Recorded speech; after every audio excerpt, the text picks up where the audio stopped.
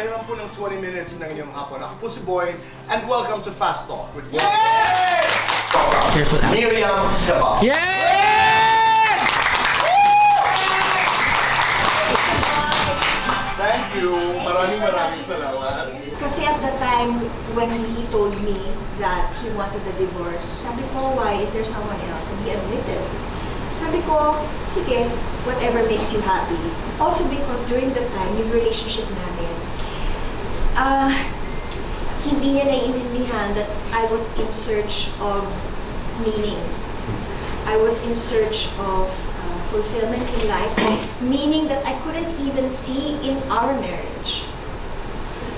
And I felt like if I stayed within that marriage, I was gonna get sick and I was gonna die.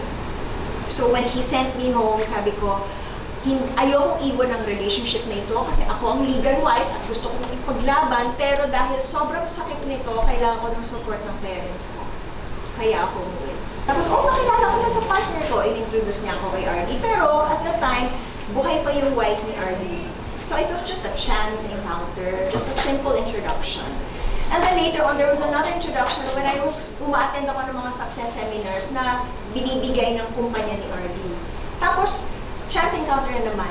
Pero, nung time na active na ako sa ministry, na ang dami talagang pagbabagong ginawa ni God sa akin. Tapos gusto kong ikwento sa lahat ng tao kasi ang daming taong kailangan si Lord.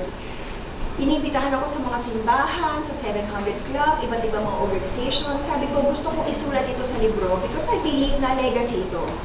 And then, months later, tumawag si RD kasi huling habilin ng late wife niya na tawagan ulit yung mga estudyante para matapos ang libro. Isa ako sa mga tinawag niya. And that started the friendship. Miriam o Kikiam? Miriam. City life, beach life. Beach life. Camping, glamping. Glamping. Beauty queen, bangon queen. Bangon queen. Guilty or not guilty? Nagwalwal dahil heartbroken. Guilty. Guilty or not guilty? Unang nangangalabit kay Mister. Sabay kami. Paborito mong ginagawa kay RD? Alam mo na. Paborito mong ginagawa sa iyo ni RD? Alam mo na yan. Is that lights on or lights off? Dim lights. Happiness or chocolates? Chocolate. Best time for chocolates. Alam mo na. Kaharap mo ang iyong 24-year-old self. Ano ang sasabihin mo? God has a plan for you. Oh. You're hoping Him. Oh.